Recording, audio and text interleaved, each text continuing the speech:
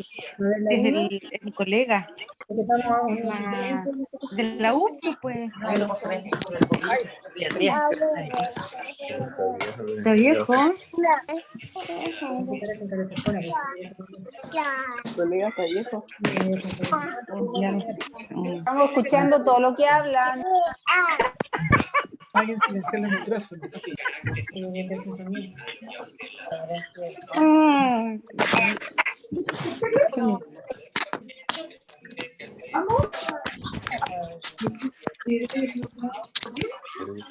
¿Qué?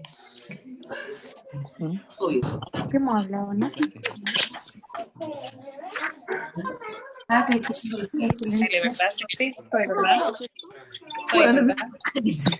Tu micrófono está silenciado.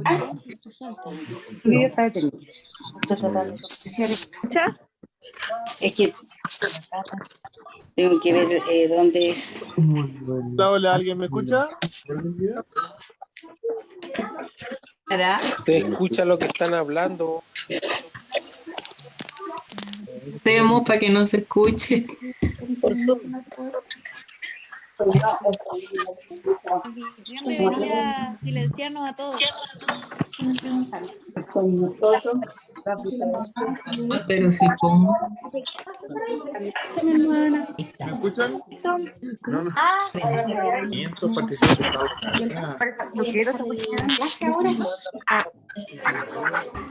A ver, ¿será esto?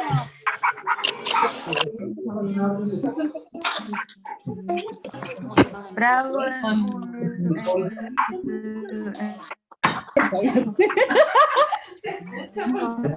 Sí.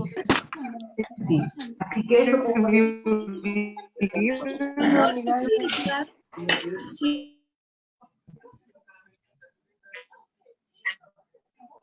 no, cacho que no.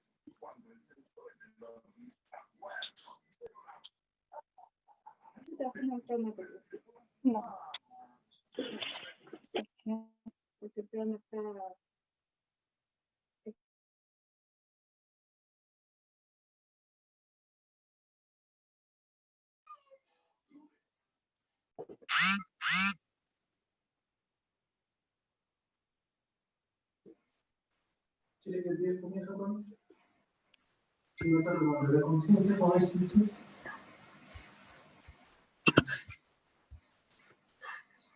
Eso cuando tiene una rayita roja es que tú no vayas a escuchar. Iniciar video es que tú vayas a ver, pero no vayas a... No está así cuando no te ven. Pablo Bancalari, apague por favor el micrófono.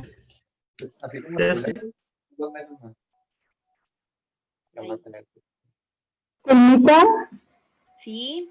el anfitrión de la reunión puede silenciar todos los... Tiene la posibilidad de silenciar todo el resto de los micrófonos. Lo que pasa es que al ingresar cada participante dice se ingresa con micrófono abierto. Entonces Loreto tiene que ir cerrando cada uno de los que entran con micrófono abierto. Ya. Pero ya vamos 609 personas, muy bien. Así que estamos muy contentos. Llegó. Sí, llegó después.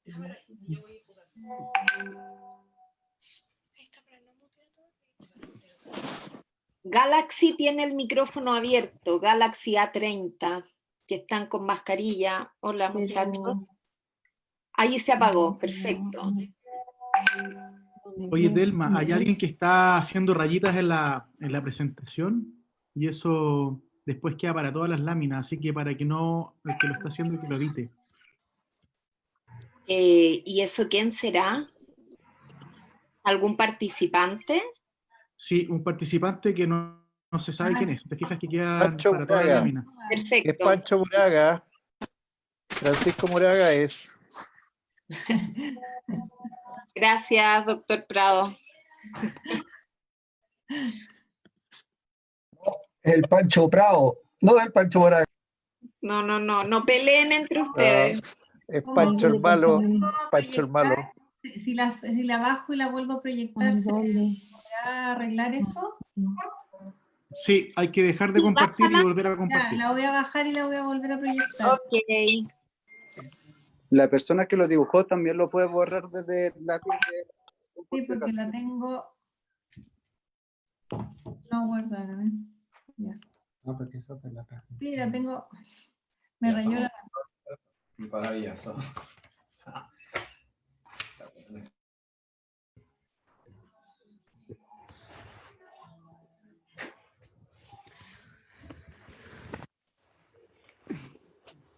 Ah, ya, entonces, si yo quiero...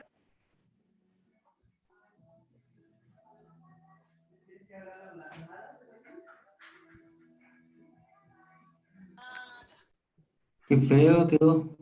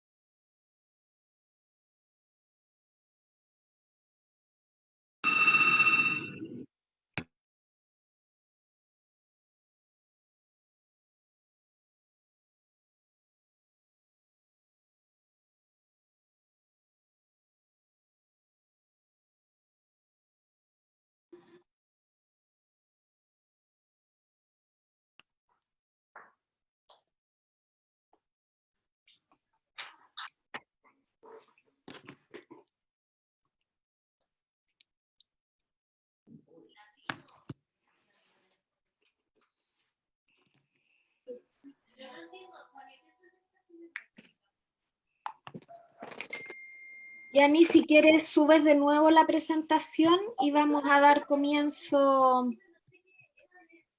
Ya vamos casi 700 personas. Buenas noches a todos los participantes. Lo primero, la Sociedad Chilena de Pediatría, y a nombre de todo el directorio, agradece infinitamente todo el grado de convocatoria que ha tenido esta puesta al día en COVID-19. Para nosotros ha sido una tremenda alegría esta convocatoria e interés, puesto que es algo que todos estamos viviendo, tanto como pediatras, como papás, como mamás, como ciudadanos de este país y de este mundo. Lo primero, quiero volver a recordarles que varias instrucciones. Lo primero es, por favor, apagar sus micrófonos, puesto que así interrumpen y no favorecen el que el resto de los oyentes puedan escuchar bien estas tres presentaciones. Y lo segundo es que todas las preguntas que ustedes quieran hacer las vamos a estar leyendo a través del chat.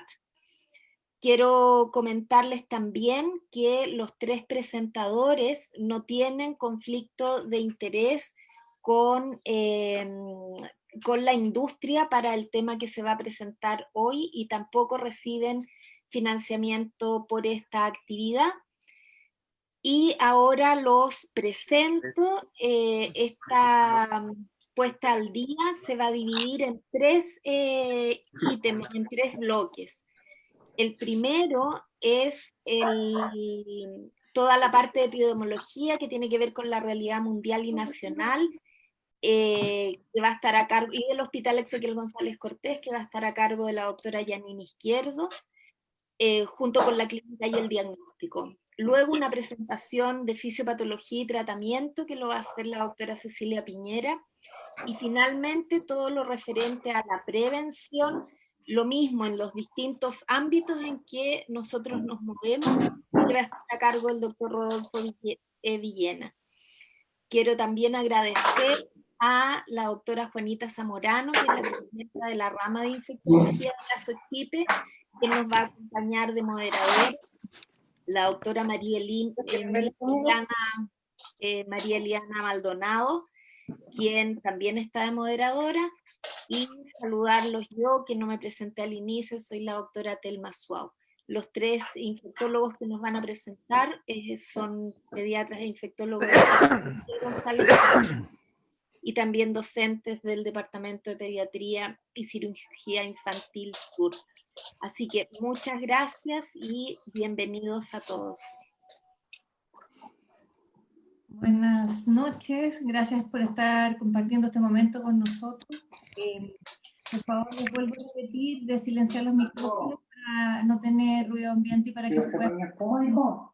Tenemos hasta el momento 728 participantes, así que les pido por favor que se estén fijando en ese punto.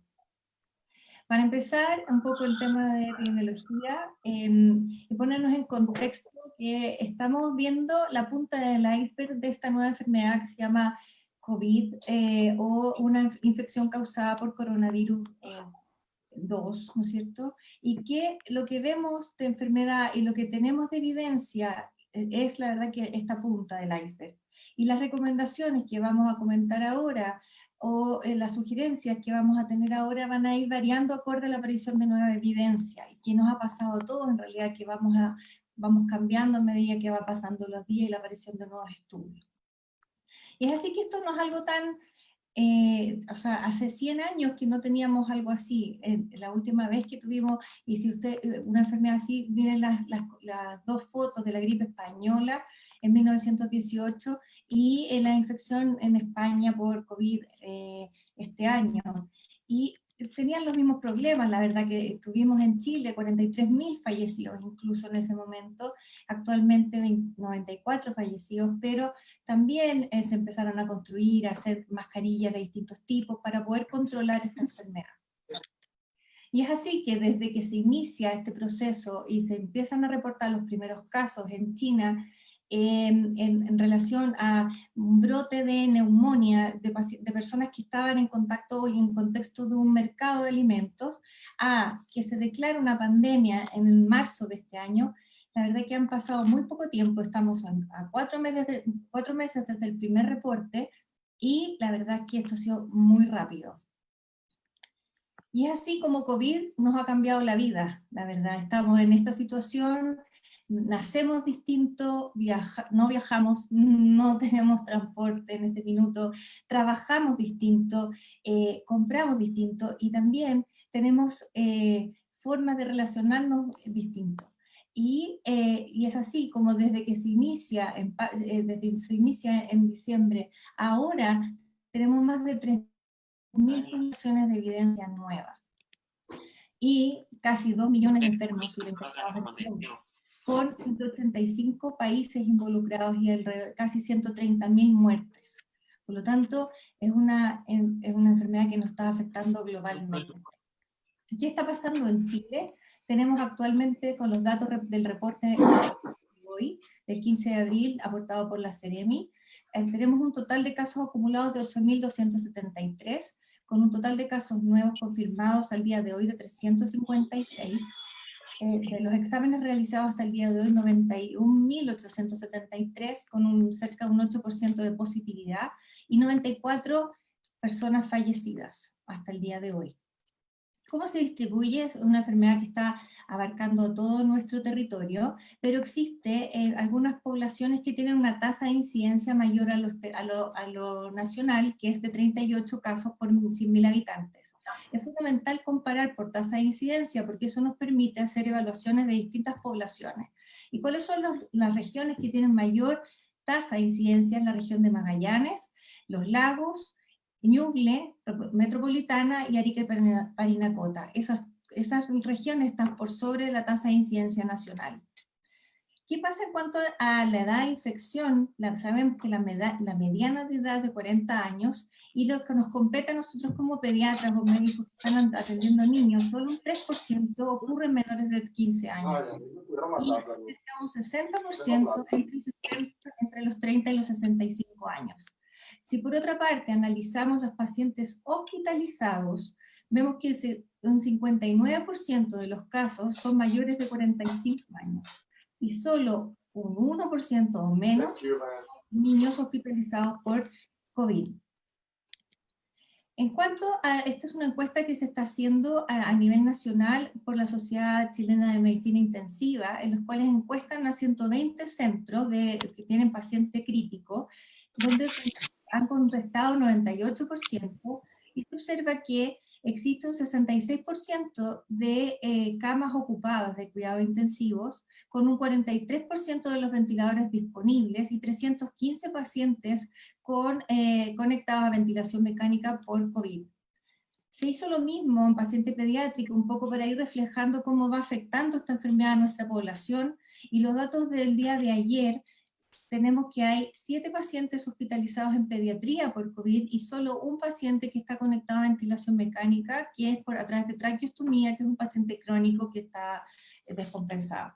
Pero como así a grandes rasgos vamos viendo que esta enfermedad tiene menor impacto en el niño hasta ahora. En cuanto a letalidad, vemos que la letalidad global acumulada es de un 1%, y esto se concentra en los mayores de 70 años. O sea, ahí está el 76% de los fallecidos. El resto tienen alguna comorbilidad, y obviamente hay pacientes que pueden no tener ninguna y tener esta infección y con desenlace fatal. Les voy a contar un poco los 3 primeros casos que tuvimos hospitalizados la semana pasada en nuestro centro. El primer caso fue un recién nacido de 16 días que no tenía de término, no tenía antecedentes, y consultó con un ser recién nacido febril. Y tuvo un poco de un cuadro respiratorio leve, asociado a coriza y con requerimientos de oxígeno, que la verdad fueron muy breves, por 6 horas. Tuvo una radiografía con algunos infiltrados intersticiales, y estuvo hospitalizado principalmente por ser un caso social. Luego tuvimos otro lactante de 1 año 2 meses, que este sí tenía una comorbilidad, era un paciente cardiópata con insuficiencia cardíaca en tratamiento médico, tuvo síntomas un poco más intensos, con fiebre más marcada, coriza, tos seca, y con requerimientos de oxígeno, pero que no llegaron a más de 0,5 y por menos de 24 horas. Este niño sí tenía una coinfección bacteriana, tenía una PCR elevada, una procalcitonina elevada, con una radiografía con infiltrados más confluentes. Y estuvo hospitalizado por 6 días, aún se encuentra por su patología de base. Y la tercera niña fue una niña adolescente que tenía antecedentes de una fibromialgia y muy compleja de manejo, y que estaba muy sintomática, incluso con requerimientos de oxígeno por 24 horas, con un poquito de leucocitosis e inflamación. Ella se fue de alta y está en buenas condiciones en su casa. Esta es nuestra primera impresión, el primer enfrentamiento que tenemos a COVID hospitalizado, y la verdad es que a grandes rasgos vamos viendo que no son pacientes de mayor severidad. Entonces, ¿qué hemos ido aprendiendo con esto? Es que COVID sí tiene mortalidad, y que a nivel del mundo tiene una mortalidad cercana a un 6%, pero que si nosotros analizamos todos los casos no reportados, incluso esta mortalidad podría disminuir un 2%. Que un 51% son subclínicos, y que un 30% pudiesen ser asintomáticos. Eso lo hemos ido aprendiendo en el camino. Lo mismo que la transmisión de este virus es persona a persona a través de gotita y contacto. Si comparamos el R0, el R0 es un score o un puntaje en el cual se relaciona con la capacidad de infección de un agente infeccioso, cuántos casos de infección secundaria tengo por un caso positivo. Y si lo comparamos con influenza, que está aquí marcado en rojo, tiene un R0 de 1 o 2 pacientes. Comparado con el coronavirus, ¿no es cierto?, es entre 1,4 y 2,5. Si lo vemos con enfermedades que son claramente de transmisión aérea, como sarampión o varicela, el R0 de estas enfermedades son superiores a 10. Por lo tanto, esto nos permite ir viendo que esta enfermedad principalmente la forma de transmisión es por gotita y contacto. En cuanto a los síntomas clínicos, también podemos ver que los síntomas de los niños son menos severos que los en el adulto. Lo clásico en el niño es que puedan no tener fiebre, o sea, un 56% tienen fiebre, pero hay un 40% que no la presenta, o fiebre muy baja, tos, la mitad de los casos, mialgias. A diferencia del adulto, que tiene un poquito más de fiebre, 70%, tiene más tos y el 61% de mialgia. Hay otros síntomas como odinofagia, que es bastante característica en el adulto, también presente en el niño, que pueda referirla, y los síntomas abdominales también como, son comunes, por lo tanto hay que estar buscando estos síntomas asociados. Pero un mensaje que me gustaría dejarles es que la ausencia de fiebre no es un criterio de exclusión para la enfermedad en el niño. Y también hemos visto con la experiencia en China que hay en los menores de 1 año, estos niños sí podrían tener una presentación más severa. Y catalogando, y un poco es importante cuando tenemos un paciente con COVID, es tratar de catalogarlo según la sintomatología, o leve, moderada, severa, definiendo leve como síntomas respiratorios altos, moderado aquel que tiene una neumopatía aguda, y el severo es aquel que ya tiene requerimientos de oxígeno con saturaciones menores al 92%. En general, los niños menores de 1 año tenían síntomas más severos, pero dentro de lo poco frecuente que es esta patología en nuestra población. Si uno compara los síntomas con los pacientes que ingresan a intensivo de adulto, ellos tienen, lo que está ingresando a OPC de adulto, tienen mialgia un 36%, disnea un 70%, tos un 70% y fiebre casi el 90%. Y dentro de los antecedentes mórbidos de estos pacientes, la hipertensión es la que llama más la atención. Han aparecido otros síntomas también que pueden estar asociados a COVID y van a haber publicaciones de todo tipo, pero uno de los que sí llama la atención es la aparición de un exantema morbiliforme no pruriginoso que podría ser un signo de alarma o de alerta de presencia de COVID en los pacientes tanto adultos como pediátricos. Y también se han descrito otras formas de presentación, que la verdad que les puse aquí varios artículos, uno de otras manifestaciones como una acroisquemia de extremidades inferiores, que está descrito en pacientes en Italia, pero hay que tener cuidado con las publicaciones debido, por ejemplo, este caso no tiene confirmación con COVID porque en ese momento de su pandemia en Italia no había capacidad de confirmar a todos los pacientes. Se han descrito también casos de Kawasaki con COVID, pero quizás uno lo pudiese interpretar como una presencia del virus y no el gatillante de la enfermedad. Se han descrito enfermedades neurológicas asociadas a COVID, alteraciones inmunológicas como púrpura trombocitopénico asociado a COVID, y también un signo que no deja de ser importante, pero quizás es más frecuente en el adulto, es la presencia de anosmia, y que está descrito en la serie de Corea de hasta casi un 30%, pero que obviamente para identificarlo en el paciente pediátrico es muchísimo más difícil.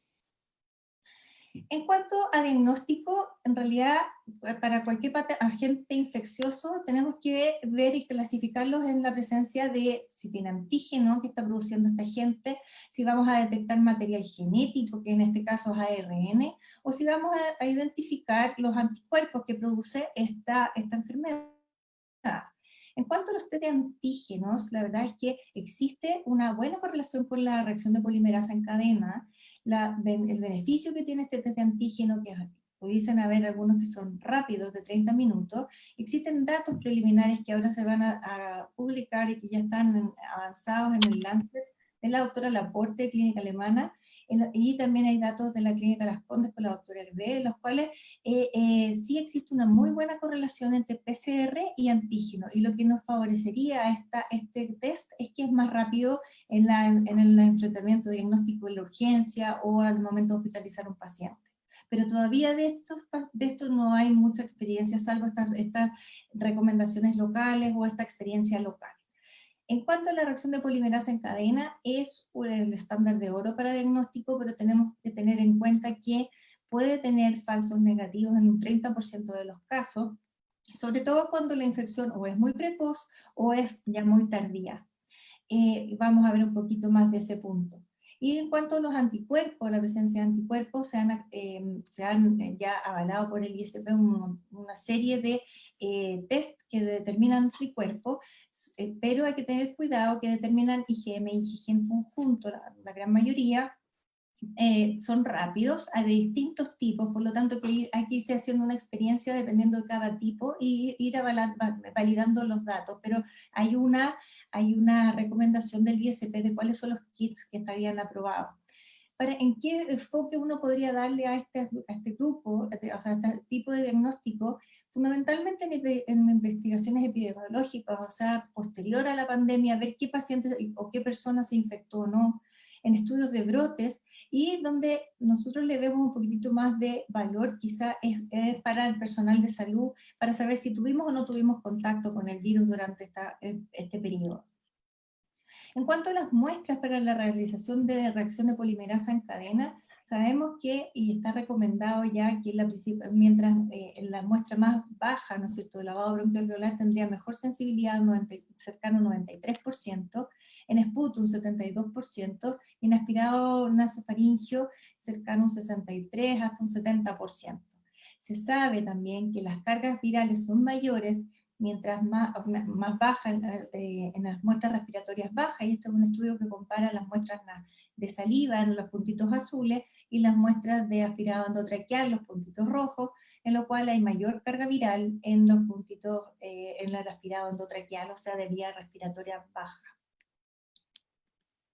En cuanto a la persistencia, que es una pregunta que la verdad que se hace en forma repetitiva, de persistir con la PCR positiva, se ha descrito que la persistencia de este material genético en secreción nasofaringea podría llegar hasta con una mediana de 12 días, pero con rango hasta 38 días, y que ese rango pudiese ser incluso mayor en los pacientes que tuvieran enfermedad más severa.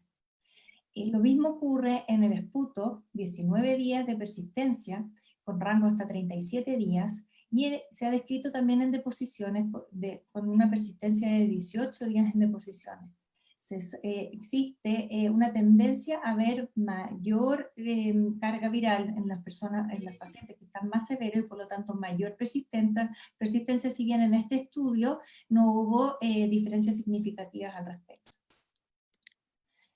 Y este estudio quisiera comentárselos porque es la evaluación virológica de pacientes que estuvieron hospitalizados, un estudio que se publicó en Nature, alemán. Si bien son poquitos pacientes, pero siguieron a los pacientes con aspirado, o sea, con PCRs en distintas muestras y con cultivo de viral. Y ven que tenían PCRs positivas, pero cultivos negativos a los 7 días ya en un 83% de los pacientes. Por lo tanto, todavía nos falta evidencia y nos falta información acerca de si realmente esa persistencia de material genético en las muestras llega a ser infectante o no, que la principal forma de verlo es a través del cultivo. Los cultivos en otras muestras, como cultivos de deposiciones, cultivos estuvieron... Quiero que se calle, salir. Ahí. No existe contaminación por ahí hasta ahora, ¿ya? Se observó también una cero conversión porque midieron títulos de IgM a los 50% a los 7 días. Entonces, ahí viene el rol en fondo de los... Es la misma vieja. Serológico. Tenemos aquí este gráfico Cállate. en el cual la PCR tiene su mayor valor antes de los 7 días de evolución de los síntomas. Y súper importante es tratar de identificar cuál es el día 0 de inicio de síntomas, porque ahí en adelante nos permite evaluar cuál es la aproximación diagnóstica mejor para este paciente. En el PCR sabemos que es mejor antes de los 7 días. En cuanto a serología, empiezan a haber un aumento de IgM primero, ¿no es cierto?, y luego de IgG, con un 50% de positividad el día 7, cercano a un 70% el día 10, ya cerca de un 100% al día 14. Entonces, ¿cuándo tendría un rol la serología? Por ejemplo, un paciente que ya está en su segunda semana de enfermedad, en la cual va empeorando clínicamente, tenemos una PCR quizá negativa, y podríamos tener serología positiva. ¿Ya? Entonces nos serviría un poco esto, el uso combinado con PCR para poder identificar la aparición de los anticuerpos, y en caso que tenga un paciente con PCR negativa pero en clínica muy significativa, uno debe repetir la PCR porque tenemos ese 30% de falso negativo y complementar con anticuerpos. Como les decía, la principal utilidad de esto es en el uso combinado, en los estudios epidemiológicos y en el personal de salud. Y en este gráfico es un poco lo mismo que llegamos con el estudio combinado después del día, o sea, en los primeros 7 días a un 78%, pero con estudio combinado entre los 8 y los 14 días llegamos a un diagnóstico en un 97%. Por lo tanto, ahí es donde tendría el rol o la cabida de la serología. Como mensajes finales de esta primera parte es que quiero recordar que en niños esta enfermedad es menos frecuente y en teoría menos severa que hasta ahora lo que hemos visto que en adultos, que en clínica hay que intentar clasificarlos en etapa leve, moderada, severa, porque como vamos a ver ahora con la doctora Piñera, esto va a depender de qué conducta en cuanto a estudio complementario vamos a utilizar y qué terapia vamos a indicar. Y en cuanto al diagnóstico, que la primera semana la PCR es nuestro estándar de oro, hay que considerar que tenemos este 30% de falsos negativos, que es difícil interpretar todavía esta persistencia que hemos visto en algunos pacientes de PCR persistentemente positiva, y que después de la segunda semana tendría un rol complementario en el diagnóstico de la serología. Ahora los voy a dejar entonces con la doctora Cecilia Piñera, que va a hablar de la fisiopatología y del tratamiento. Muchas gracias. Hola, muchas gracias. Doctora Izquierdo, voy a compartir la pantalla. Les vuelvo a pedir, a recordar a todos que por favor silencien los micrófonos.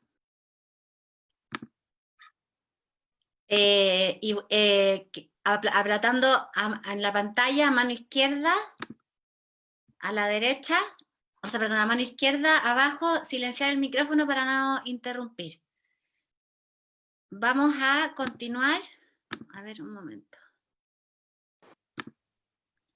Ahora vamos a hablar entonces de un poco de la fisiopatología y también del tratamiento, que van muy de la mano.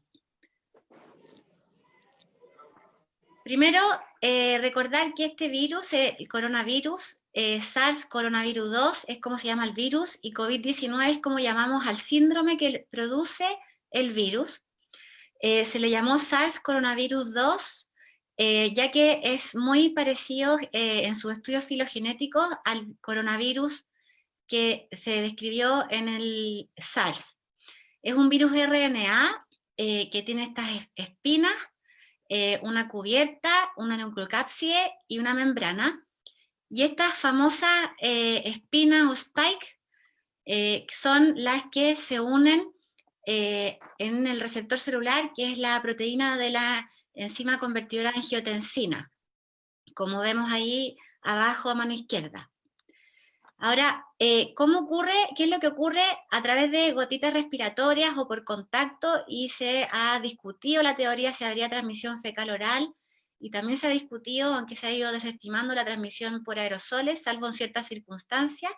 El virus alcanza el tracto respiratorio superior, en la cavidad nasal y faringea, y luego pasa al tracto respiratorio inferior, en donde un porcentaje importante, y esto se da más en niños, se controla la viremia, y son los pacientes que tienen un cuadro asintomático u oligosintomático. Pero en un 20% ocurre desregulación del sistema angiotensina, de la enzima convertidora angiotensina, sobreactivación de los linfocitos T y una respuesta inmunológica mediada por anticuerpos, junto con la replicación viral, van a llevar a una tormenta de citoquinas por una disfunción inmunológica, y esto puede llevar a un síndrome de distrés respiratorio y, en un porcentaje menor, a la muerte. Si vemos en esta línea de tiempo, hay tres etapas principales en el desarrollo del COVID-19. Primero hay una fase inicial que ocurre, lo que predomina es la respuesta viral, ¿ya? Después viene una etapa pulmonar, y después, en algún porcentaje de pacientes, se da una fase de hiperrespuesta inflamatoria, ¿ya? Si vemos en la primera etapa, en la etapa viral, están los síntomas de un síndrome gripal con fiebre, tos seca, puede haber diarrea, alteraciones del gusto, del olfato, y en el laboratorio vamos a ver principalmente linfocitosis, o puede haber linfopenia. Se ha visto un aumento de la PCR. Después ocurre la fase pulmonar, que es cuando hay insuficiencia respiratoria, y podemos ver infiltrados pulmonares con algún grado de compromiso de pruebas hepáticas, ya que este receptor de la enzima convertidora está no solo en el epitelio pulmonar, sino que en muchos órganos como el tubo digestivo, en el hígado, incluso en riñón. Y después viene esta fase de hiperrespuesta inflamatoria, en que hay una cascada descontrolada de citoquina, y aquí es donde se concentran los pacientes que evolucionan críticos, y aquí vemos una elevación de los marcadores inflamatorios y disfunción endotelial o de la coagulación. Aquí podemos ver aumento de la ferritina, del dímero D, de la PCR, y aquí un elemento importante que se ha utilizado es que es una PCR elevada, pero con una procalcitonina normal o baja, que eso ayuda a diferenciar de una sobreinfección bacteriana. Ahora, en tratamiento, como pasa en todo pediatría, generalmente todo lo que sabemos en niños es lo que extrapolamos de los estudios en adultos, pero si uno ingresa a Clinical Trials, se ve que a la fecha hay más de 350 estudios en marcha. Yo creo que nunca en la historia se había generado tan rápido tantos estudios y tantas publicaciones, y eso se debe también en gran parte a la globalización. Y hay más de 150 ensayos clínicos que están en curso. Y los estudios van principalmente dirigidos a dos terapéuticas. Uno, los antivirales, que se deberían de ocupar en forma precoz cuando ocurre la fase viral. O dos, tratamiento antiinflamatorio, que estaría dirigido a esta fase 3, que cuando ocurre esta respuesta inmune que está totalmente desregulada. Pero muy importante decir que a la fecha no existe ningún tratamiento que haya demostrado en estudios adecuadamente diseñados ser efectivos para COVID-19. Incluso hay muchos estudios contradictorios que primero avalan algo y después ven que no se ha visto beneficio.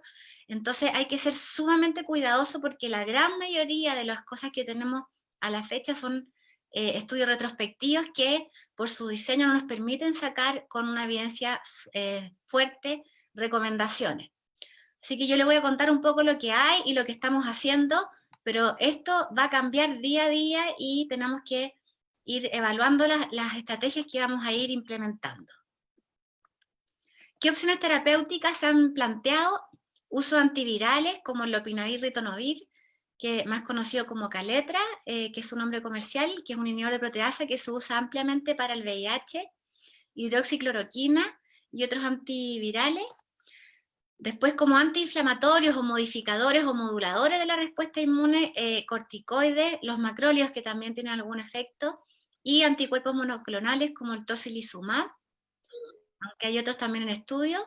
Se ha discutido también el rol de los inhibidores del sistema de renina-angiotensina-aldosterona, ya que, como les comenté al principio, el virus se une a este receptor, a esta proteína, en la superficie de células de distintos tejidos de nuestro organismo. También se está empezando a ocupar suero de convalecientes, que sería rico en IgG contra el virus, y en Chile ya hay un plan piloto que está realizando la Fundación Arturo López Pérez. Y también se han planteado el rol de otros agentes, como el rol de la vacuna BCG. Hubo un informe preliminar que los países que tenían alta cobertura con vacuna BCG tendrían mejor evolución, y se cree que la vacuna BCG se ha visto para otros microorganismos como que precondiciona al sistema inmune para montar una mejor respuesta más tipo T-helper 1. Y también ivermectina se ha discutido. Aquí, si vemos en este diagrama, si uno entiende la fisiopatología, uno puede ver dónde podrían actuar los distintos agentes terapéuticos. Aquí, cuando el virus se une a este receptor, se ha planteado el uso de este agente, el mesilato camostat, que prevendría la entrada de la célula, y el arbidol, que inhibiría la fusión de la membrana con la membrana del virus. Después el virus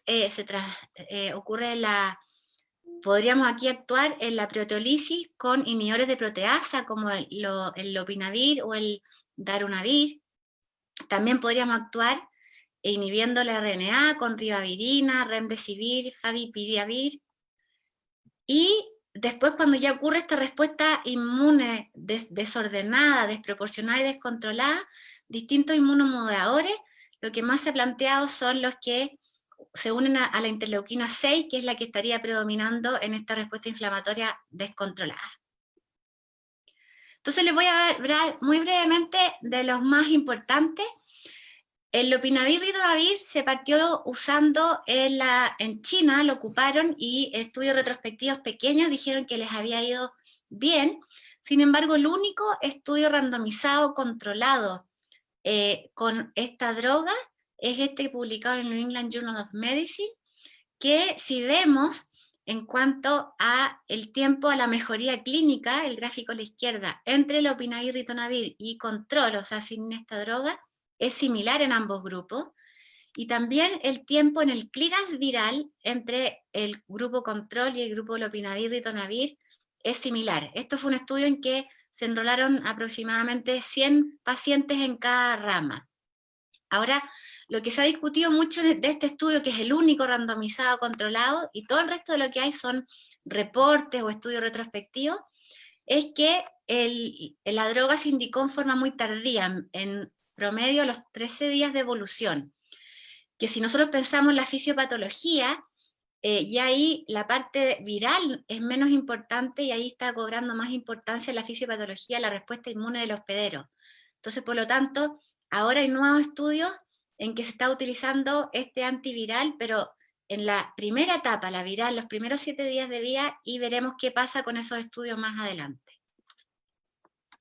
La hidroxicloroquina se ha planteado que podría tener un doble efecto, por un lado como antiviral, ya que, como vimos en el dibujito antes, bloquea la entrada de muchos virus hacia la célula al elevar el pH del endosoma, pero por otro lado sabemos que esta es una droga que se ocupa como en muchas patologías autoinmunes como lupus y otras, así que tendría un rol antiinflamatorio. Hasta ahora se puede decir que el fármaco más prometedor, no tanto por la evidencia, porque ayer salió un estudio que no les había funcionado, hay otros estudios en que sí, pero tiene la ventaja que es un fármaco de bajo costo, que está disponible en general, que tiene un perfil relativamente seguro, salvo aumento del riesgo de arritmias porque prolongaría el QT, y tiene muchos estudios en curso. Aquí sí vemos el famoso estudio de Gautret, que es el estudio que se llevó en Francia, que tiene el gran defecto de que es un estudio con un N muy pequeño. Fueron alrededor de 30 pacientes que los enrolaron con hidroxicloroquina versus el tratamiento solo de soporte. Y si vemos en este grupo, se ve en el fondo cómo con la evolución del tiempo van disminuyendo el número de pacientes con detección viral. Disminuye mucho más rápido en el grupo de hidroxicloroquina versus el grupo control. Y en esta tablita de aquí abajo es un estudio retrospectivo con 30 pacientes realizado en China, con 30 pacientes en cada rama, en el grupo control y 30 en el grupo de hidroxicloroquina, que lo que ellos vieron en forma retrospectiva, que el grupo control un 29% tuvo un deterioro, una exacerbación, versus un 6,5% en el grupo de hidroxicloroquina, y al revés, si vemos la mejoría, un 80% de los pacientes con grupo hidroxicloroquina, que se utilizó en forma precoz desde el 4.º día de evolución, tuvo mejoría versus un 54% el grupo sin hidroxicloroquina. Pero vuelvo a insistir que hay que ser muy cautos porque estos estudios están todavía no muy bien diseñados o tienen Ns pequeños. Les vuelvo a recordar que silencien sus pantallas y si se pueden evitar hacer rayas en las pantallas porque quedan en la presentación para todos. Y este otro estudio que no está todavía publicado, que también se realizó en Francia y que también se ha discutido cómo es el diseño del estudio, pero tiene un tamaño mayor, con 1061 pacientes que se trataron precozmente con la combinación de hidroxicloroquina junto con acitromicina, y ellos observaron aquí una buena evolución en el 91% de los pacientes. No tienen un control. La edad mediana que tuvieron de 42 años. Y se utilizó en general precoz. Por favor, silencio los micrófonos. Soledad Aguilera. Se utilizó en forma precoz en promedio desde el 4.º día. Entonces, este estudio que no tiene un grupo control, sino que un estudio solo retrospectivo con más de 1000 pacientes, muestra datos favorables, pero vuelvo a decir que hay que mirarlo con precaución porque no es un estudio diseñado para respondernos a esta pregunta. Lo que sí es importante es que ellos no observaron toxicidad cardíaca, que es como la principal alerta o alarma que se ha levantado con el uso, sobre todo combinado de hidroxicloroquina junto con acitromicina, ya que ambos pueden prolongar el QT. Hay otros antivirales en estudio, el Remdesivir, que también dicen que probablemente va a ser el antiviral más prometedor, pero todavía está en estudio y además no está disponible en nuestro país, solo está disponible en fases de estudio. Y es un inhibidor de la RNA polimerasa que ha demostrado actividad in vitro contra ébola, contra el SARS, el MERS y contra el coronavirus que estamos viendo ahora en modelos animales. Y hay muchos estudios randomizados controlados en curso que esperemos que nos traigan noticias favorables. Y otros antivirales como el Favipiravir, que es un inhibidor también de la RNA polimerasa de amplio espectro, por ejemplo, se ocupa en Japón para la influenza, que tiene actividad in vitro contra el SARS coronavirus 2, y un estudio piloto mostró un rápido clearance del virus, pero todavía son drogas en estudio. Si volvemos al gráfico que les mostré yo al principio de las distintas etapas de la enfermedad, uno tendría entonces que pensar que en la primera etapa es cuando tendríamos que ocupar los antivirales, y ya en la segunda etapa lo que predomina es el daño por la respuesta inmune del hospedero. Entonces aquí tendríamos que ocupar antiinflamatorios. Entonces yo creo que vamos a tener que diseñar estudios que nos ayuden a identificar muy bien en qué etapa estamos en el paciente. Ya que si uno ocupa un antiinflamatorio en etapa precoz, cuando todavía hay mucha replicación viral, esto podría ser deleterio, porque se sabe que los antiinflamatorios aceleran la replicación viral, y tal vez si ocupamos antiviral en esta etapa tardía ya no tendrían beneficio. Así que aquí están las posibles terapias que uno tendría que plantear según en qué etapa de la enfermedad estamos en cada paciente. El uso de corticoides es controversial. Aquí yo les mostré como una balanza de a qué apoyaría su uso, el rol en esta etapa inflamatoria, que sería después del 8º día de evolución, y la experiencia que es retrospectiva de la cohorte china y de la cohorte española. Los españoles lo empezaron a ocupar a partir del 8º día, aunque ellos no nos han mostrado sus datos y no hay estudios prospectivos que demuestren su beneficio. Y los elementos que nos hablarían en contra del uso de corticoides es, por ejemplo, la experiencia en el coronavirus del MERS y de la influenza, que se ha visto que el uso de corticoides produce una replicación viral más prolongada, y con el MERS se vio mayor necesidad de ventilación mecánica invasiva y mayor mortalidad. Por lo tanto, la recomendación actual de todas las guías europeas, americanas, chilenas, es que no se recomienda su uso rutinario, salvo por la patología de base del paciente, un asmático o un EPOC adulto, o para manejo de shock séptico resistente a catecolamina. Entonces, a futuro probablemente vamos a plantear su uso en la segunda, tercera fase de la enfermedad, cuando, ojalá antes de que se esté ya desencadenada esta cascada inflamatoria. ¿Qué otras cosas han discutido? El uso de los inhibidores de enzima convertidora angiotensina y de los AINE. Como les comenté yo, el virus utiliza la proteína de la enzima convertidora angiotensina para ingresar a las células, y se ha discutido si podría, por un lado, ser el uso de IECA un factor de riesgo de mayor severidad o al revés, pero en la práctica no existe evidencia de que el uso de IECA sean beneficiosos o deleterios del COVID-19. Sí, parece que aquí. Lo veo mucho. De nefrología, cardiología, americanas, europeas y mundiales sugieren mantenerlos en pacientes que lo usaban previamente. En cuanto a los hospitales, ningún reporte científico se ha hecho mayor gravedad, salvo rumores en la prensa, se comentó, pero la recomendación es preferir paracetamol hasta que tengamos más información sobre la seguridad del uso de AINE en estos pacientes.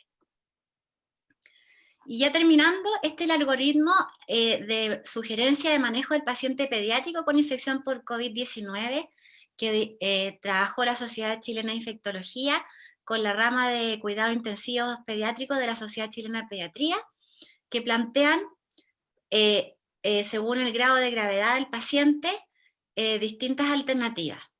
Si los pacientes son asintomáticos o leve, se sugiere solo seguimiento y tratamiento sintomático.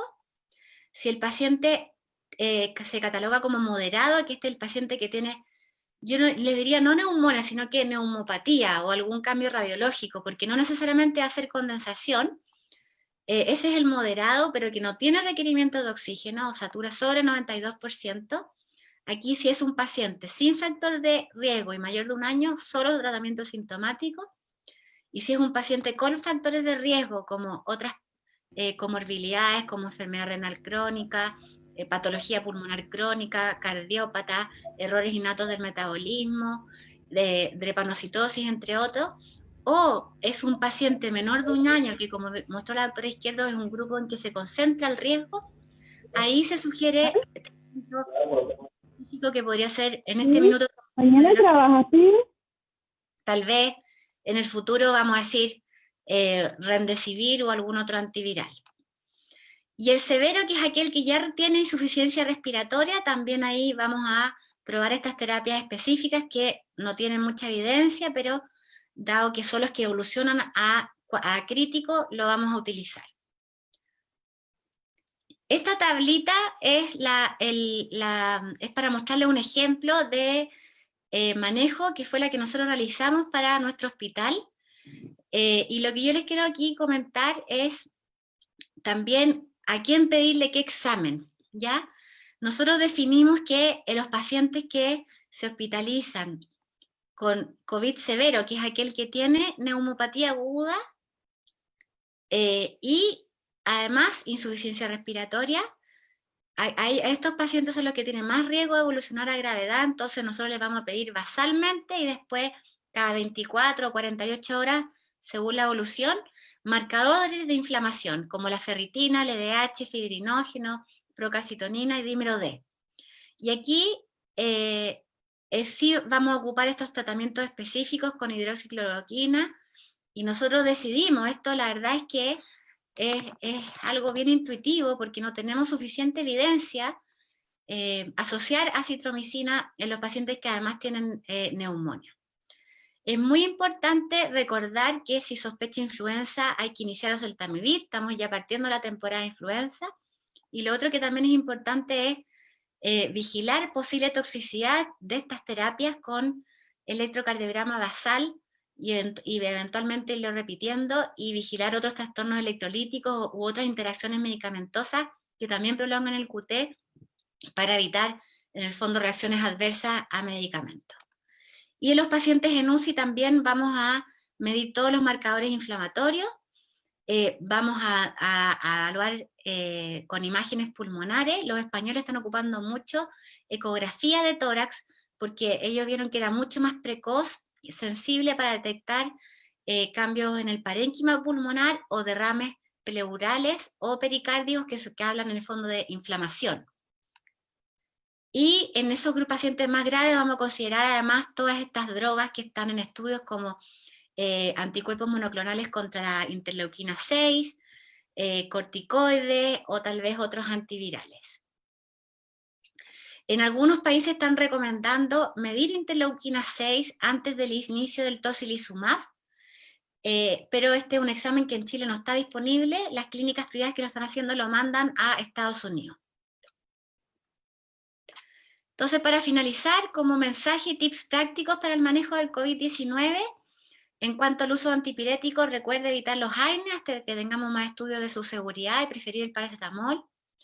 Con los niveles de la enzima convertidora a angiotensina, mantenga su uso según la patología de base.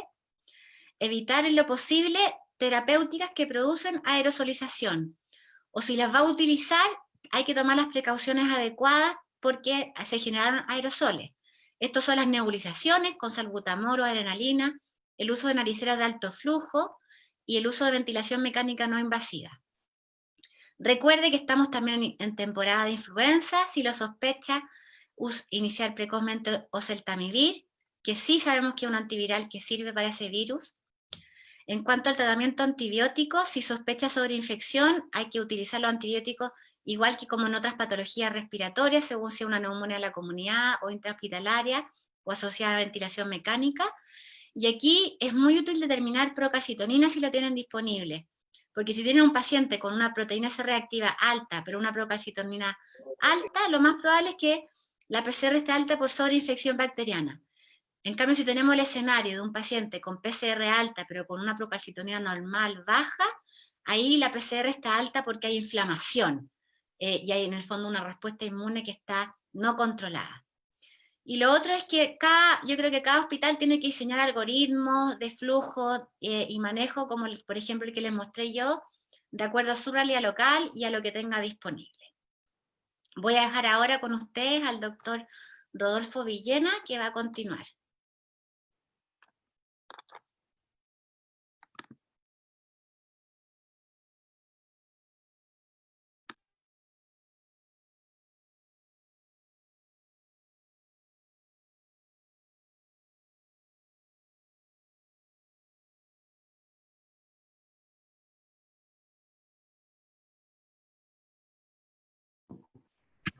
Rodolfo, el micrófono. Rodolfo, no se te escucha.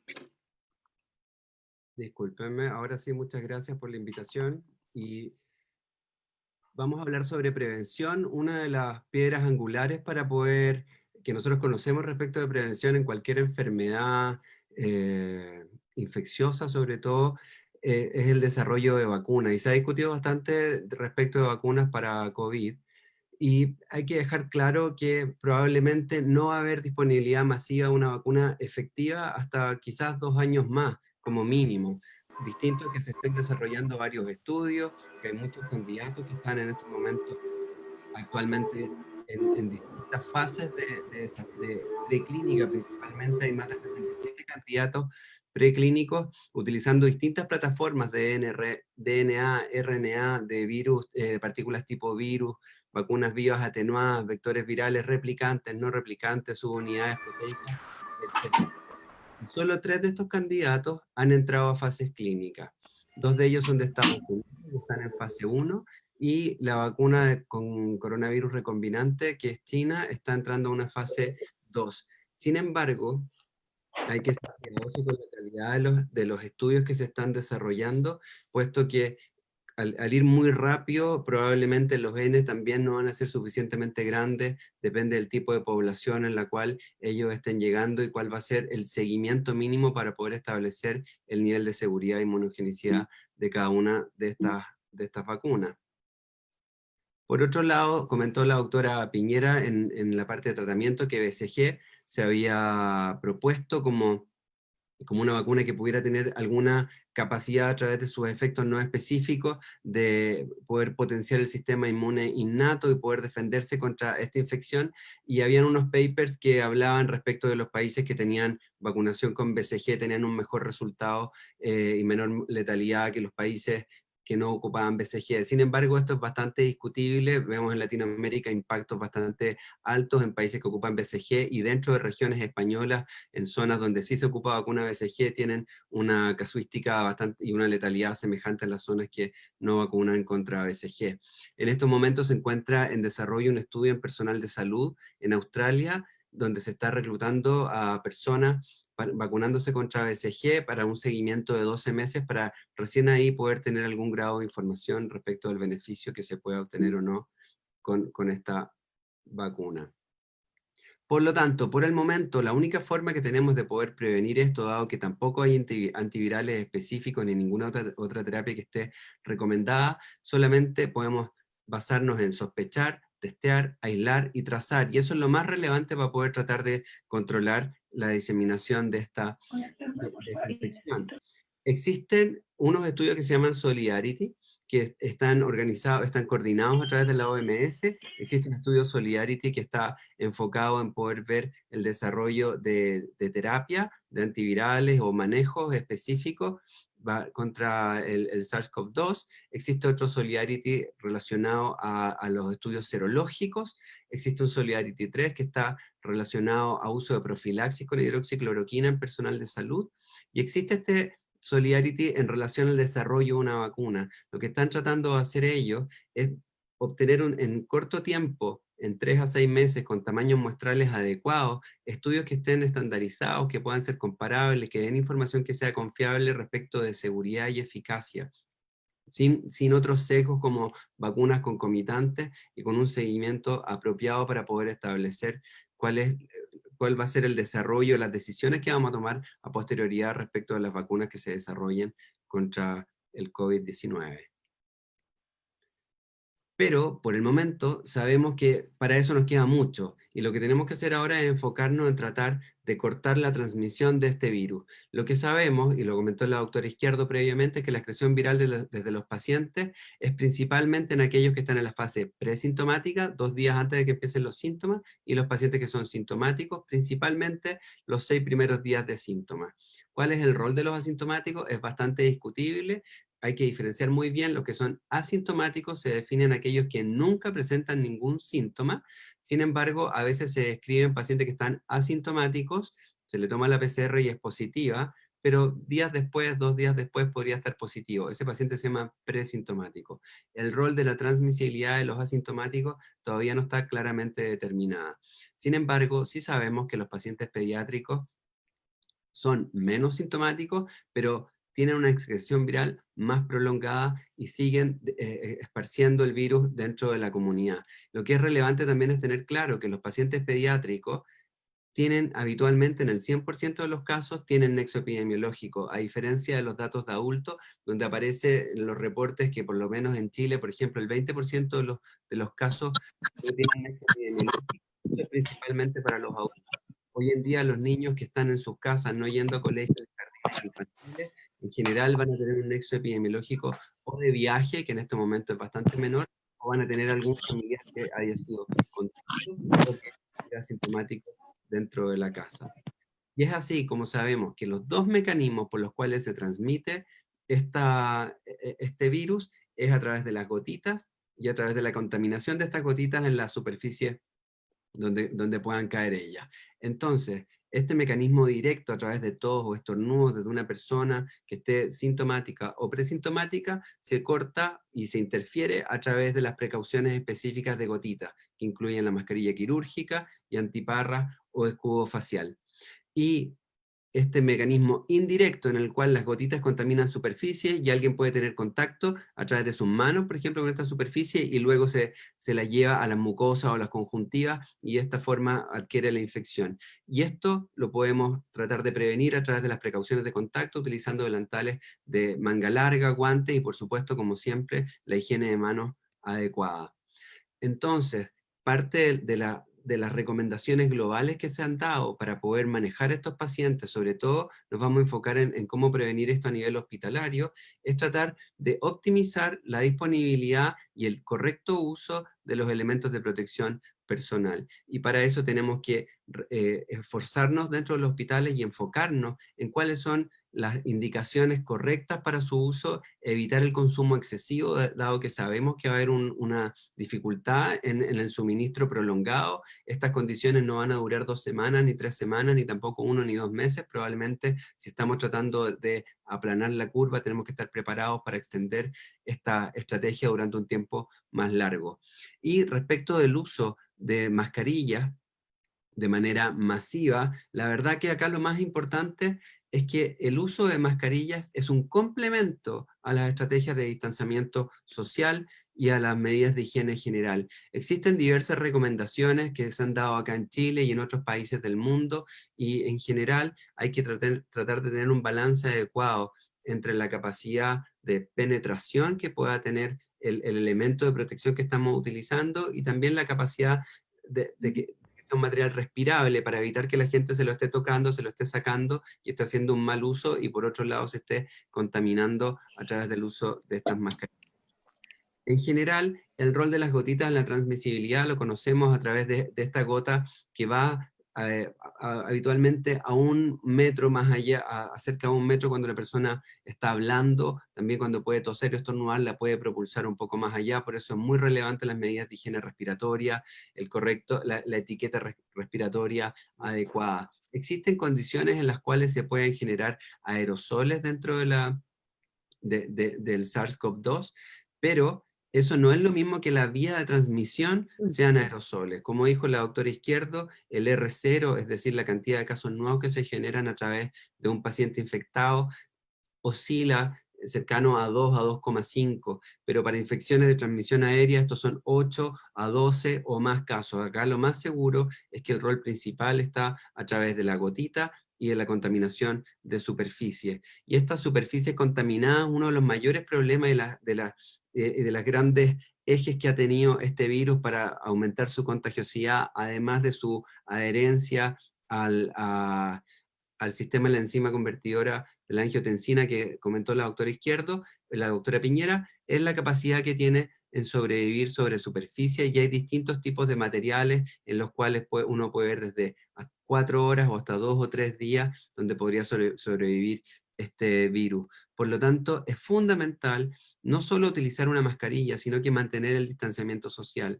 Y eso, no tener la falsa seguridad de que porque me estoy poniendo una mascarilla para ver un paciente, pero después me voy a sentar con mis compañeros de trabajo, me voy con ellos conversando al lado uno al otro, o comparto la comida, la colación, etcétera, uno al lado del otro, eso no me va a servir, porque en estos momentos el mayor riesgo que estamos teniendo es entre los adultos, entre los funcionarios de salud, probablemente un riesgo mayor que muchos de los pacientes que estamos viendo. Y acá lo que estoy tratando de mostrar es la imagen de Arica la semana pasada, previo a Semana Santa, y podemos ver que todavía faltaba tener mayor conciencia en disminuir la restricción de la circulación, tener las condiciones de autocuidado. No es necesario solamente que nos vengan a imponer, por cierto que hay medidas que tienen que ser más estrictas, ¿no? Pero tenemos que mantener el autocuidado. Si alguien se me acerca, me tengo que alejar un poco más, tengo que tratar de mantener esta distancia social entre uno y otro. Hay distintos países que han combinado distintos tipos de estrategia, algunas más restrictivas que otros y algunos más exitosos que otros. Podemos ver acá en el gráfico en general países que han tenido mejor o peor suerte respecto al control de esta enfermedad, y Corea siempre se ha descrito como uno de los países más exitosos respecto del manejo en esta pandemia. Probablemente una de las mayores capacidades que tuvo Corea es que ha sido uno de los máximos exponentes en el testeo y en la trazabilidad para posterior aislamiento de cada uno de los casos que ellos han tenido, y de esa forma han podido cortar la transmisión. Otros países han ido complementando también con medidas más restrictivas. Si tú no tienes suficientes recursos para hacer más test, una de las recomendaciones es, ok, anda por una cuarentena más dura, más larga, para evitar que se empiece a diseminar los casos. Sin embargo, hay que tener mucho cuidado cuando se sueltan las cuarentenas, porque tienes todavía el grupo de susceptibles más o menos indemne, por lo tanto podrías tener un rebote o un aumento de casos más adelante. Por lo tanto, cuando hablamos de aplanar la curva, no solamente tiene que ver con las cuarentenas, ni solamente tiene que ver con las mascarillas, tiene que ver también con mantener la distancia social en todas las instancias posibles, y tiene que ver con mantener la sospecha, con testear, con seguir aislando los casos, cumplir los aislamientos, las cuarentenas, y tratar de obtener la mejor trazabilidad posible de cada una de estas instancias. El rol del uso masivo de mascarilla, en general no hay evidencia que apoye su efectividad. Existe experiencia en China, en Hong Kong, Japón y Corea del Sur durante los brotes de SARS y MERS, hace 20 y 10 años atrás aproximadamente, y hay que ser claro respecto a que no debemos confundir la experiencia con evidencia. Sin embargo, también somos cautos en decir en que la falta de evidencia no implica efectividad. Por lo tanto, dado que es una estrategia que podría ayudar a disminuir la cantidad de casos secundarios, hay que utilizarla de la manera más correcta posible. Y respecto de los escenarios o los ambientes de salud, lo más importante es que dentro del ambiente hospitalario ocupemos las mascarillas aprobadas para ello. Pero ahí no solo son las mascarillas, sino que tenemos que aprovechar respecto del correcto uso de distintos elementos que utilizamos dentro del hospital. Yo creo que ya es un buen momento para cortarla con la discusión si me puedo pintar las uñas, del reloj arriba, debajo de los guantes estériles, las pulseras, los anillos, los colgantes, todo este tipo de cosas, incluso las credenciales, hoy en día pueden ser fomites que puedan favorecer la persistencia, el contagio del virus, la persistencia de ellos. Las áreas de trabajo lo más minimalistas posible para tener lugares donde se pueda hacer un aseo adecuado. el pelo tomado, las barbas manejadas de manera que no sean muy grandes y eviten tomar contacto con las unidades de los pacientes, limitar la cantidad de ítems personales que uno habitualmente utiliza dentro del quehacer diario, y mantener el distanciamiento, el distanciamiento social es fundamental dentro de cada institución. En general, hay una serie de otras medidas que se pueden ir haciendo, y probablemente una de las más relevantes es la correcta instalación y retiro de elementos de protección personal. Acá les voy a mostrar en paralelo un video que se realizó en nuestro hospital respecto de entrenamiento a las personas de cómo utilizar estos elementos de protección personal.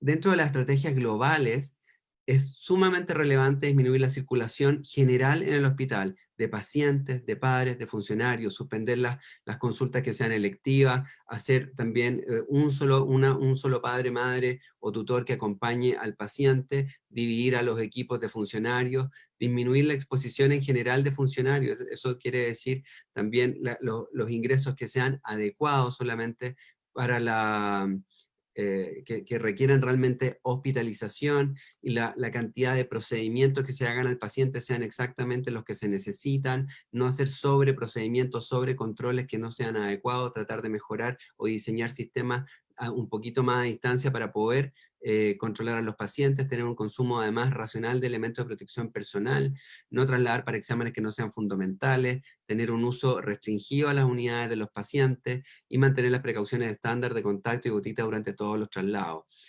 Y en el caso de los ascensores, un ascensor único, por ejemplo, y no compartido. En el video les hemos ido mostrando cuál es la forma correcta de colocarse los elementos de protección personal, y es muy importante que cuando se retiran los elementos de protección personal, sean retirados dentro de la unidad del paciente. Idealmente tiene que haber una persona que esté mirando, que esté controlando en cada caso cómo es el correcto retiro. Esto es uno de los pasos cruciales, que es la forma en cómo uno se tira la pechera, que tiene que ser en 2 movimientos, primero de arriba, luego de abajo, con los brazos estirados, y luego la voy enrollando de manera progresiva para que queden dentro de los guantes. Y de esta forma evitar tomar contacto con la pechera o el delantal de manga larga, que es el elemento que uno consideraría que está contaminado. Y luego ahí salen los guantes, y posteriormente uno se retira el resto de los elementos de protección personal, se lava las manos, luego los guantes, y se retira las antiparras, y se retira la mascarilla también. Evitar este tipo de malas prácticas, de transformar como en una pechera el delantal, o de abrocharlo por la parte anterior. En general, entonces, las precauciones que uno debiera tener, estas son una recomendación que nosotros tenemos dentro de nuestro hospital, en la atención clínica general para pacientes confirmados, sospechosos o contacto de COVID-19, precauciones de gotitas y contacto, que incluyen delantal de manga larga, guantes, mascarilla quirúrgica y antiparras o escudo facial, hasta 14 días posterior al cese de los síntomas, o 14 días después de la cuarentena, o mientras esté hospitalizado, según corresponda. En caso que tenga varios pacientes con COVID-19, yo podría hacer una cohorte de casos. Si voy a tener un procedimiento donde se generan aerosoles para la misma condición de paciente, estos procedimientos podrían ser una fibrooncoloscopía, una traqueostomía, la intubación o la extubación de alguno de los pacientes. Las precauciones, además de contacto, se suben a precauciones aéreas, lo cual incluye cambiar la mascarilla quirúrgica por una mascarilla N95 equivalente, con un escudo facial, mientras dure el procedimiento de aerosolización.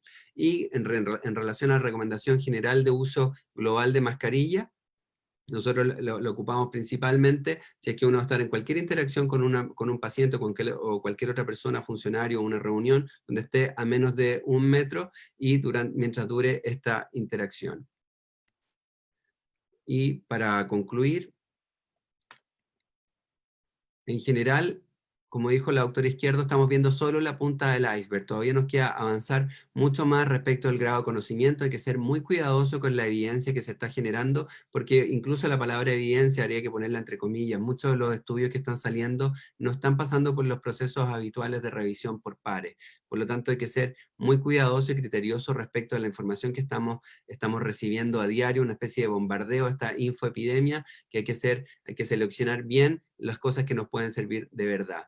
Y En general, el riesgo de los profesionales de salud incluye principalmente a veces a la comunidad y sus medios de transporte. Estamos viendo que en pediatría somos solamente el 3% de los casos nacionales son de la población pediátrica, por lo tanto el personal de salud probablemente tiene un mayor riesgo de infectarse a través del transporte a su medio de trabajo o durante el desarrollo del trabajo, pero con los compañeros más que con los pacientes. Y como estrategias de prevención, dado que no disponemos de antivirales ni vacunas efectivas demostradas, tenemos que enfocarnos en distanciamiento social, medidas de higiene general y manteniendo estas precauciones estándar de gotitas y de contacto.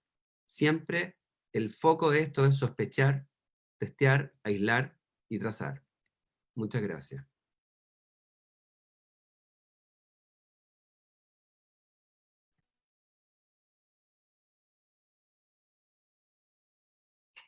Vamos a comenzar ahora con la ronda de preguntas. La doctora Maldonado va a resumir las preguntas que le hicieron a la doctora Izquierdo. Bueno, la primera pregunta es si los niños presentan cuadros clínicos más leves que los adultos porque expresan menos el receptor AC2. Es una súper buena pregunta. La verdad es que hay distintas teorías que, como decía el doctor Villena, todavía no tenemos evidencia, pero dentro de las tres grandes explicaciones, una es esa, que en el fondo el niño tendría una menor afinidad, o una inmadurez del receptor de enzima convertidora de angiotensina y por lo tanto, y menor número quizá, y tendría menor capacidad de entrada del virus a la célula. Ese es uno. La otra alternativa que también dice, bueno, los niños tienen menor exposición, están más protegidos, están más guardados, a diferencia de un papá que va a ir a trabajar, que va a tener mayor contacto.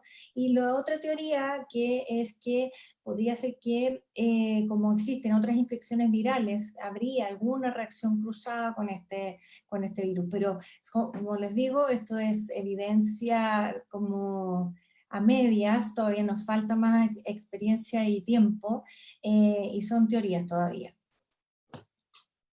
También preguntan si hay valores de corte de inmunoglobulina G que se piense puedan ser protectores y si saben dónde lo estarían realizando. Ya, sobre el tema de la serología hay varias preguntas al respecto. La verdad es que se recomendaron distintos tipos de kits que están avalados por el ISP. Hay algunos centros privados que están montando las técnicas. Por lo menos en el centro privado donde yo trabajo todavía no hay una muy buena correlación, por lo tanto no se ha abierto al público, digamos, en el estudio de serología.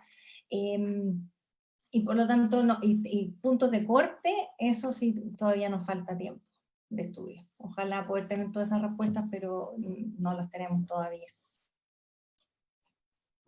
Ya, y a continuación la doctora Zamorano hace consultas del público. Ceci, la gente preguntaba un poco cuáles son los valores de proteína C reactiva que uno esperaría y cuál sería el punto de corte de procalcitonina para indicar tratamiento antibiótico.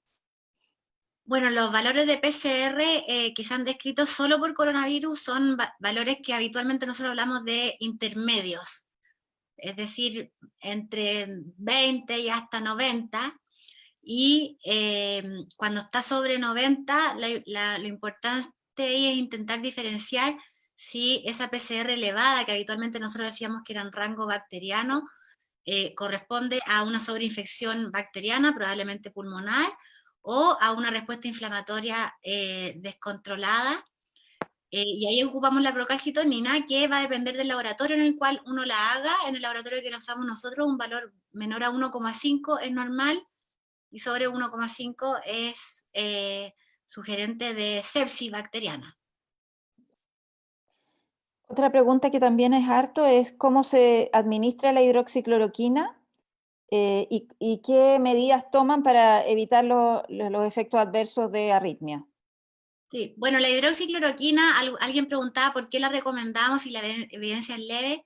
La recomendamos porque es relativamente segura, porque es asequible y porque ha demostrado en algunos estudios que evita la progresión a mayor gravedad, y también uno lo ocupa un poco como una medida para, nos gusta tratar en general los agentes.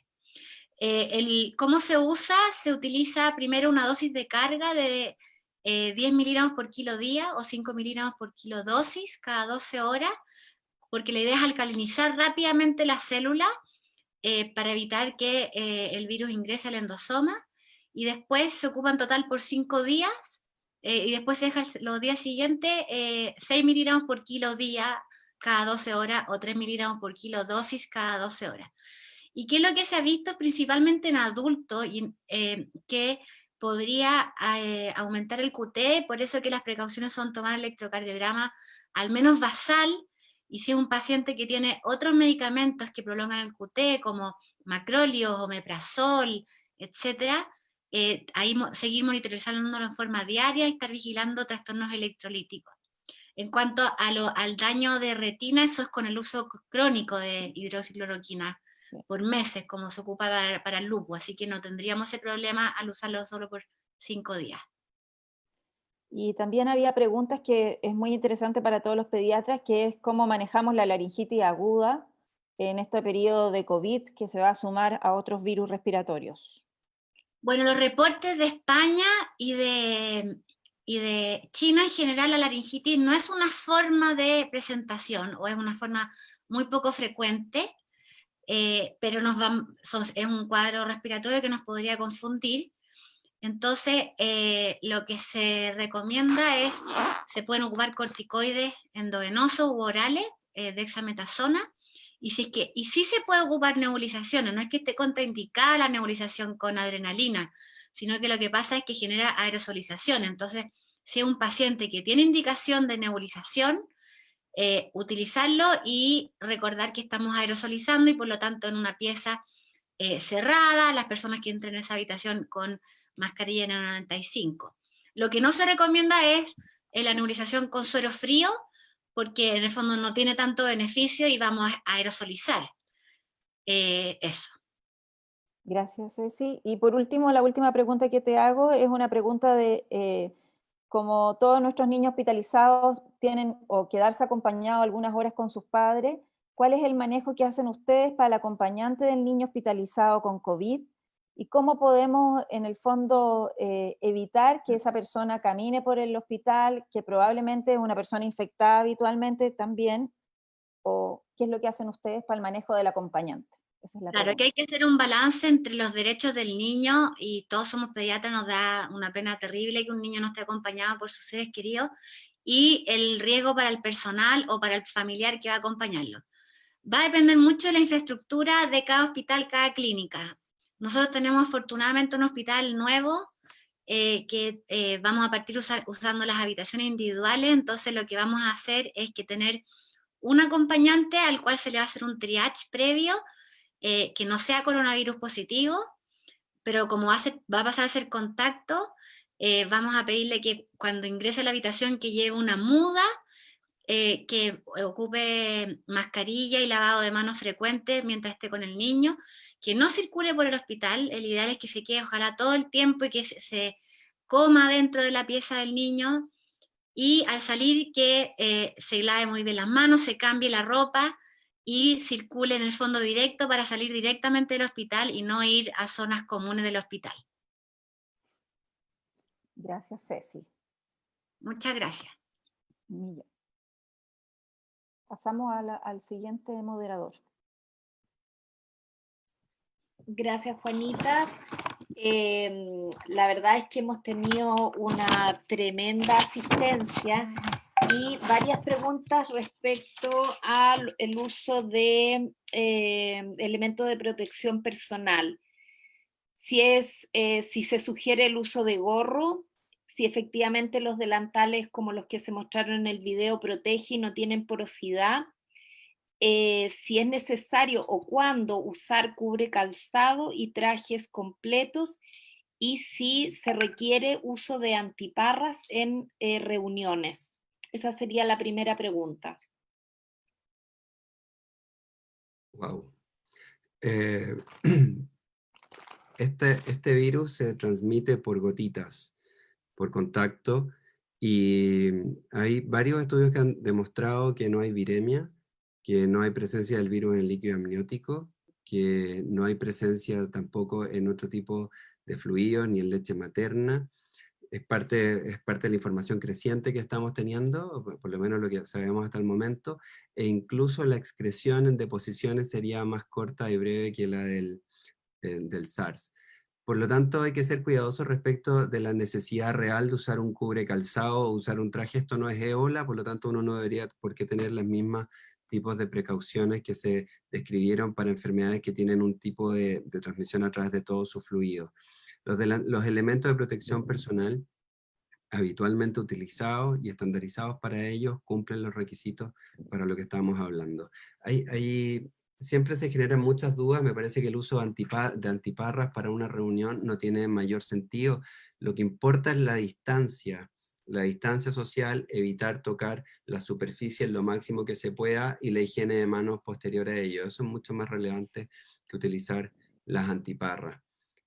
Eran varias que me habías dicho, ¿algo más?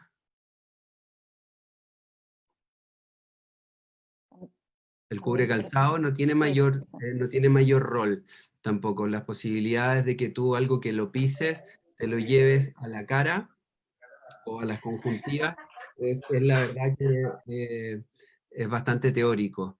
Por lo tanto, en estricto rigor no tiene mayor rol en la transmisión. Es lo mismo que estamos hablando respecto de la presencia de los aerosoles o no. Una cosa es que sean presencia de aerosoles y otro el tipo de... El tipo de transmisión general. Acá el tipo de transmisión son las gotitas y cómo estas gotitas contaminan las superficies. Por lo tanto, la distancia mínima de 1 metro, ¿no? Si puedo estar a 2 metros, mejor todavía disminuir la cantidad de reuniones presenciales o de trabajos que sean presenciales y la correcta higiene de manos y la higiene respiratoria. El uso del gorro para las mujeres que usamos pelo largo. Estas medidas son principalmente recomendadas para el uso para el manejo de pacientes que puedan ser contactos sospechosos o confirmados. En esos casos, cuando las mujeres tienen el pelo más largo, podrían utilizar un gorro en complemento para el escudo facial o para las antiparras. Pero no es lo más importante si es que el pelo está tomado. Acá, lejos, es más importante que no se pinten las uñas, que no anden con uñas pintadas, con anillos, con relojes, con pulsera, con aros colgantes, con las credenciales colgando, con corbatas que estén colgando en contacto con los pacientes. Eso es mucho más relevante. Hay una pregunta bien práctica. Como este virus se elimina también por deposiciones, ¿cómo es el manejo con los pañales? Igual que siempre. Igual que siempre, lo que tienes que hacer es lavarte las manos. O sea, tú haces el manejo hospitalario, se ocupan precauciones estándar con pechera y con guantes, se eliminan los pañales como siempre y te lavas las manos con agua y jabón. En las casas el manejo no difiere mayormente de eso. Perfecto. Galaxy S10 tiene... Mira, con respecto, y esto nos atañe como personal de salud, si tenemos algún compañero funcionario del hospital que ha sido caso positivo y que uno ha sido contacto, ¿se le debe tomar a todos esos contactos PCR o cuándo tomar la PCR y al cuánto tiempo de ese contacto?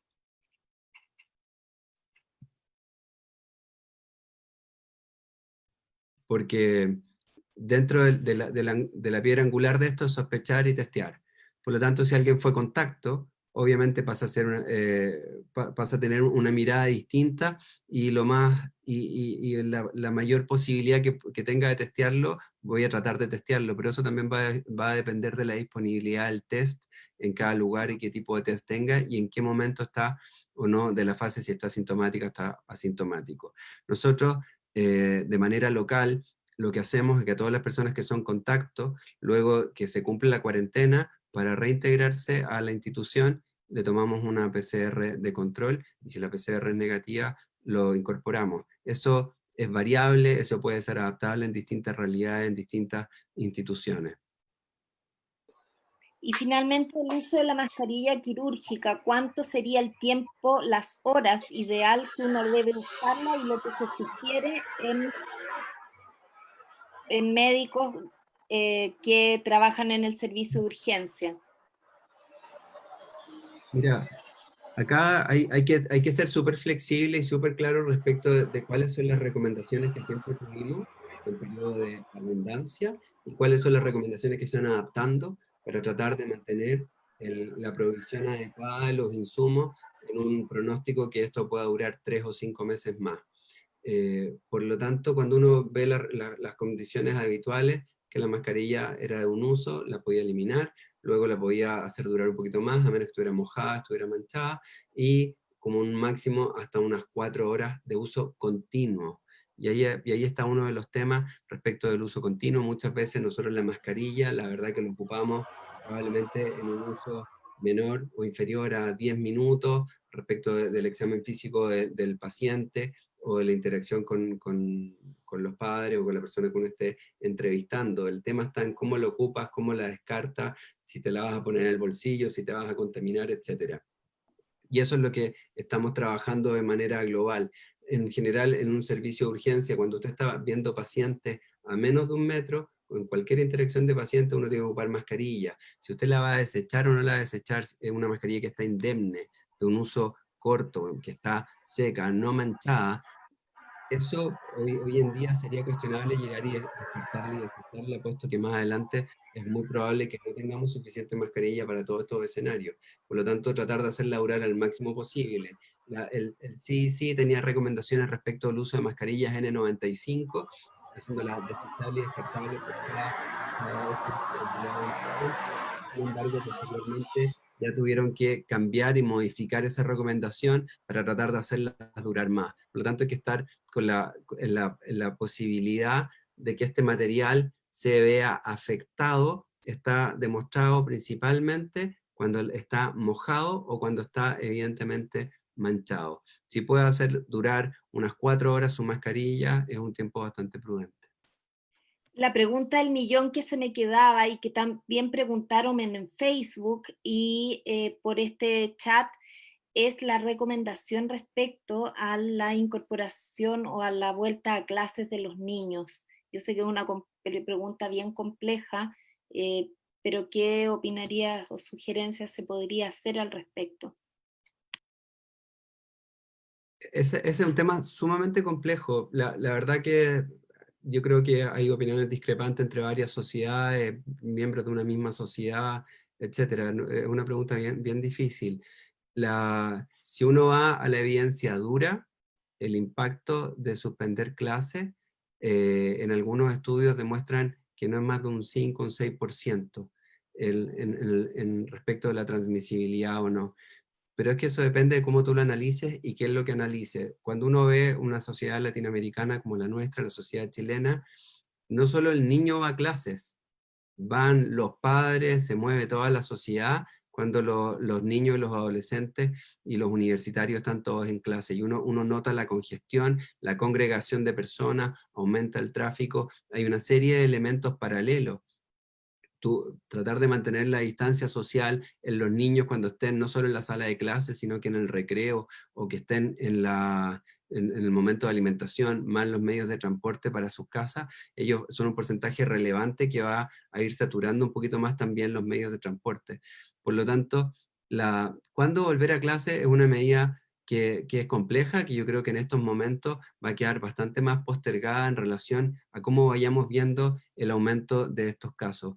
Como dijo la doctora Izquierdo, llevamos un poquito más de 100 días a nivel mundial de esto, y probablemente recién cerca de 6 semanas en Chile con esto, o sea, 1 mes y medio, y nos deben quedar unos 3, 4 meses más para seguir lidiando con esto en el día a día. Por lo tanto, estas decisiones que fueron implementadas ya hace un tiempo atrás, que hoy día se ve como hoy se ha pasado una eternidad de que esto se ha implementado, la verdad que tenemos que irla viendo con el tiempo y cómo se vaya desarrollando. Probablemente si logramos tener una estrategia que logre aplanar la curva de una manera más efectiva y logremos disminuir el R0 de 2,5, lo pudiéramos bajar a 1,5 probablemente, o ojalá menos, quizás uno podría tener algunas consideraciones con ir relevando o recuperando cierto grado de normalidad, pero probablemente dentro de ella el regreso a las clases de los niños probablemente sea no sea una de las prioritarias que se vaya a implementar. Bueno, hemos llegado al fin de nuestra presentación. Quiero agradecer a los 3 expositores, a Rodolfo, a la Yanina y a Cecilia, quienes nos han aportado con información al día de hoy de lo que está ocurriendo con esta pandemia. Como ellos dicen, este conocimiento va cambiando día a día y vamos a estar juntándonos para actualizarlo. Agradecer a los 1.500 personas que nos siguieron y que nos acompañaron durante esta presentación. Gracias, fue un gusto contar con todos ustedes, la rama de infectología se los agradece y como les digo, estaremos en contacto. Muchas gracias. Hasta luego. Muchas gracias por haber aclarado algunas dudas, pero van a seguir habiendo. Muchas gracias, que estén bien. Cuídense, mantengan distancia social. Exacto.